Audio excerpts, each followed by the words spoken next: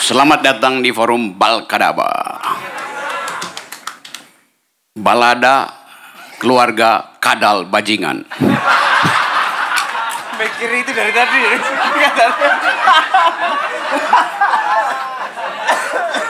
Itu pertanyaan bagus tuh. Cak Nun ada di mana ketika 98 reformasi? Ada yang tahu? Betul. Enggak, Cak Nun enggak di sana. Cak Nun ada di Jalan Cendana.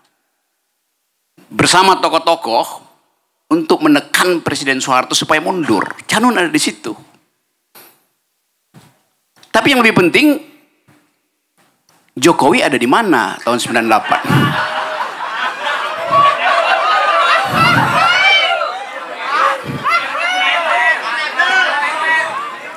Lagi amplas-amplas meja di Solo.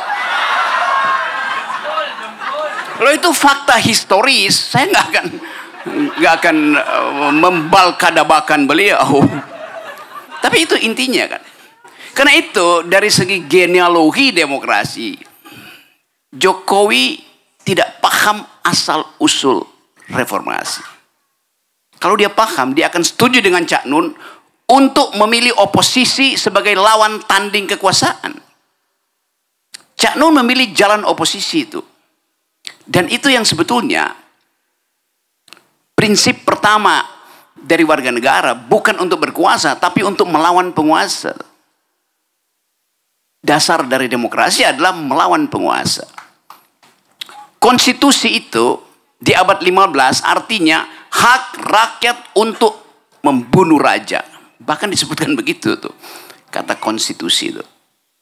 Tapi oke, kemudian demokrasi tumbuh dari 98 sampai hari ini. Tiba-tiba para Balkadaba ini semacam cebong lah itu.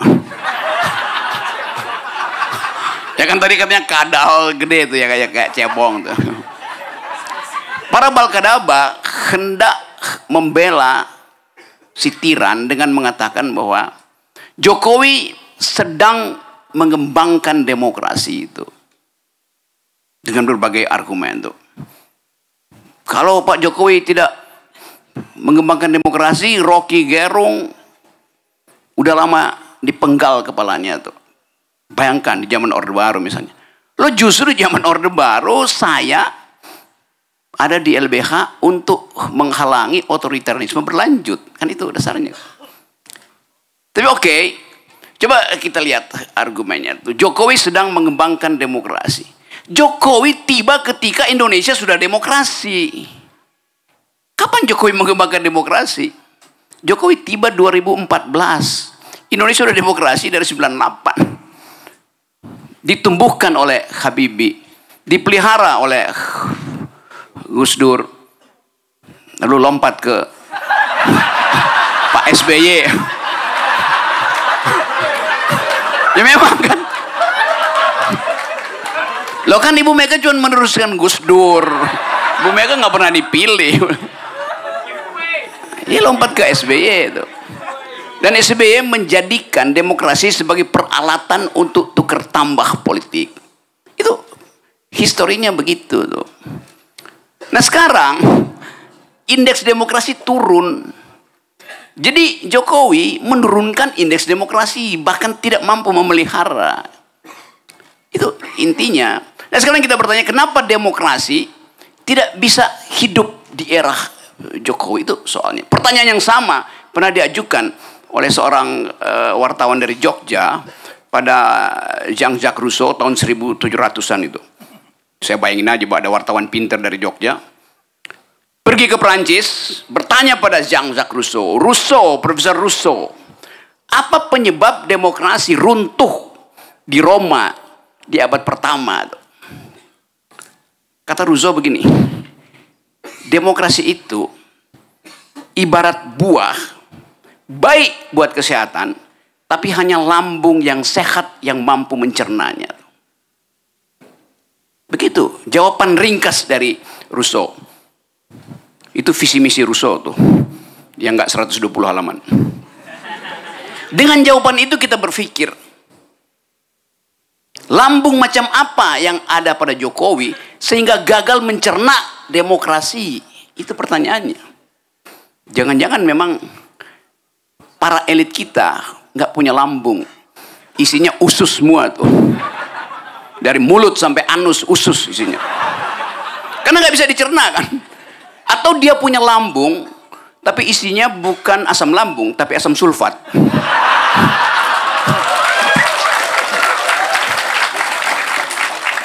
Kita berimajinasi tentang keadaan tuh. Itu Sabrang tadi mulai, kan dia udah bikin layout kan, saya cuma nambah-nambahin aja tuh. Jadi tanya kalau itu sinyalnya ada di situ sekarang. Nah, kita masuk pada kecemasan. Siapa yang mau kita pilih itu? Kita lihat baliho di mana-mana sepanjang Anyar Panarukan. Iya, saya berapa minggu lalu saya lewatin jalan itu. Isi dari baliho itu adalah Gibran, Kaisang, Jokowi, Gibran, Kaisang, Jokowi. Ya ada Prabowo di situ, tapi kan Prabowo kan ya seseorang yang dipanggil untuk mengasuh seorang anak kecil, kira-kira begitu kan. Iya itu yang berat, betul. Tapi sejak keputusan Mahkamah Konstitusi, seluruh alam pikiran kita, apalagi anak muda itu berubah tuh. Ada apa? Padahal anak muda di tahun 28 memutuskan untuk menghidupkan harapan masa depan dengan 3 dalil. Kami putra-putri Indonesia, kami pemuda Indonesia bersumpah bertanah air satu, berbangsa satu, berbahasa satu. Nggak ada sumpah keempat. Kami pemuda Indonesia berpacar satu. Enggak, harus banyak pacar. Ya capresnya aja 3, masa pacar lu 1 doang. Jadi janji historis itu yang kita bandingkan dengan sekarang. Nah janji itu yang menginspirasi Bung Karno untuk pidato. Beri saya 10 pemuda dan saya akan guncang dunia itu. Dan dijawab oleh Presiden Jokowi. Saya beri 1 pemuda, saya guncang Mahkamah Konstitusi.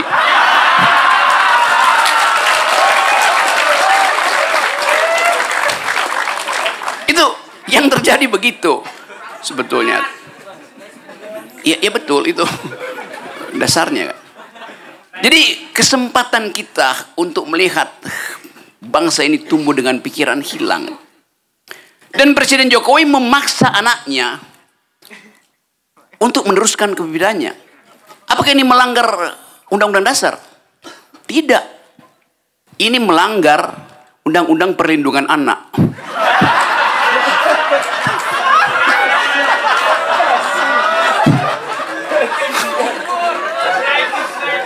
Orang tua nggak boleh memaksa anak. Anak itu mesti dirawat. Jangan diumpankan di depan teleprompter. Itu dasarnya begitu, teman-teman. Nah, kita mau olah wilayah ini dan memulihkan kembali alam pikiran kita tentang demokrasi itu. Anda bayangkan KPU terpaksa mesti siksak mengatur format debat. Padahal debat itu biarin aja. Yang mau ditampilkan otak, yang mau ditampilkan dengkul, yang mau ditampilkan usus, nggak ada soal. Jadi nggak usah diatur. Sama mengatur-ngatur Pak Prabowo supaya sopan santun nggak mungkin. Atau mengatur Gibran nanti supaya tidak terlalu terlihat 78,9-nya. Tapi kita lewati dulu itu semua soal tadi dan membayangkan hal yang kita sebut masa depan itu apa. Jokowi menjanjikan bahwa kalian anak muda akan jadi bonus demografi di tahun emas Indonesia. Tapi tanpa fakta. Kalau Anda bayangkan Anda akan jadi pemimpin, akan makmur 2045, inputnya apa per hari ini? Dan istilah bonus demografi itu salah kaprah. Nggak ada istilah bonus demografi di dalam teori ekonomi atau pembangunan. Yang ada adalah demographic dividend itu. Dividen artinya kita peroleh keuntungan itu ketika ada investasi. Bukan sekedar bonus. Kalian generasi muda, nanti pendapatan kalian 10 kali lipat ke depan. Lo bonus demografi itu, kita pakai aja istilah itu. Itu tidak dibandingkan Anda sekarang dan Anda nanti. Yang dibandingkan Anda nanti dengan teman Anda seusia Anda di Singapura, di Malaysia, di Taiwan, sekitar Pasifik, di sekitar Pasifik aja kan. Kalau Anda pendapatannya nanti 2045 10 kali lipat dari sekarang, tapi Singapura 300 kali lipat dari sekarang, tetap Anda miskin dalam perbandingan itu. Jadi begitu membandingkan statistik tuh. Nanti tanya Faisal Basri. Jadi kita mau lihat misalnya inputnya apa sehingga 2045 oleh Pak Jokowi dibayangkan bahwa akan ada generasi emas itu. Malam ini ada 19,9 juta rakyat Indonesia tidur dengan perut kosong. Karena kelaparan itu tertinggi di Asia, Indonesia 19,9 juta. Jadi di mana bonus demografinya? Setiap bayi yang lahir di Indonesia sudah dibebani hutang 50 juta rupiah. Hutang negara. 17.000 triliun itu dibagi ke potensial bayi lahir. Setiap bayi lahir sudah dibebani hutang 50 juta rupiah. 1 dari 4 bayi yang lahir hari ini mengalami kekurangan pikiran karena nutrisi otaknya tidak disuplai secara cukup oleh negara. Namanya stunting. Prevalensinya 25%. Jadi Anda bayangkan generasi yang dibayangkan oleh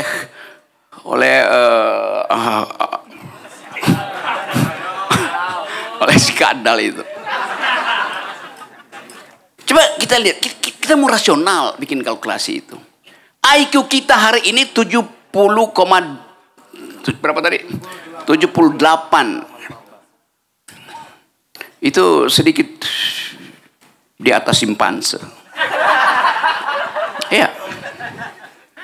Dengan IQ 78, kita mau compete apa? Tidur 45. Dengan otak yang nutrisinya kurang, artinya akan ada defisit. Bayi-bayi kita, kemampuan berpikir akan drop 75%. Dengan beban hutang. Jadi kalau disurvei, rahim mak-mak hari ini yang lagi hamil, pasti ceria karena membayangkan yang akan dia lahirkan adalah sebuah generasi emas dengan harapan maksimal. Ibu-ibu hamil, wanita hamil, merasa bahagia karena di dalam rahimnya ada generasi emas. Begitu disurvei misalnya oleh Kodari. Ya. Ya kan Kodari yang survei bahwa IQ Gibran itu di atas Mahfud MD itu. Karena itu sekarang Pak Mahfud lagi cemas itu buat debat dengan Gibran. Latihan terus Pak Mahfud. Gitu. Kodari bikin survei. Emak-emak senang ada bayi yang akan menghidupkan harapan Indonesia. Yang disurvei emak-emak pasti senang. Semua perempuan hamil pasti senang. Tapi coba survei pendapat si bayi di dalam rahim. Hai bayi, kamu mau lahir enggak? Bayinya bertanya. Syaratnya apa? Kalau Anda lahir, Anda bayar utang. Kalau Anda lahir, Anda akan stunting 25%. Si bayi akan bilang, lebih baik saya tinggal di rahim Maya.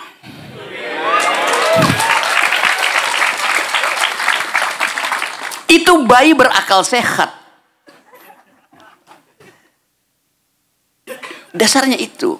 Jadi bayi-bayi ini yang sedang dibujuk oleh bajingan Kadal tadi untuk masuk di dalam imajinasi seolah-olah 2045 akan ada kebahagiaan. Indonesia emas. Kata si bayi, tidak mungkin Indonesia emas itu saya capai melalui kaleng kongguan. Kan itu dasar berpikirnya begitu kan. Jadi kita kita bukan pesimis terhadap keadaan, tapi fakta-fakta itu menunjukkan bahwa kita mesti hentikan soal-soal ini. Sementara baliho ditanam di mana-mana, bayangin misalnya itu satu Indonesia tuh, ngapain ada baliho di era digital? Anda punya smartphone, kenapa nggak kampanye lewat digital? Era digital, cara berpikirnya masih analog. Nah, kan kita lihat di sini partai, di situ caleg segala macam. Siapa yang baca pikiran itu? Balihonya gede, otaknya kecil. Jadi komposisi-komposisi ini yang mau kita serahkan pada pemilih. Tapi pemilih kita mesti dituntun dengan data dan argumen yang masuk akal. Kenapa? Karena 80% dari pemilih kita itu hanya lulus kelas 7. Artinya nggak lulus SMP. Jadi Anda bayangkan, yang akan masuk kotak suara adalah sahabat-sahabat kita, warga negara sebangsa, yang dibiarkan miskin oleh Jokowi, dibiarkan bodoh oleh Jokowi, supaya mudah disogok dengan BLT. Kan para pemilih, dia nunggu BLT di pojok-pojok gang. Bahkan mereka tulis gede-gede spanduknya, kami bersedia menerima serangan fajar. Itu yang ditunggu. Siapa yang akan bawa itu? Ya Balkadaba. Spellingnya betul ya, Balkadaba. Balkadaba akan bawa BLT ke situ.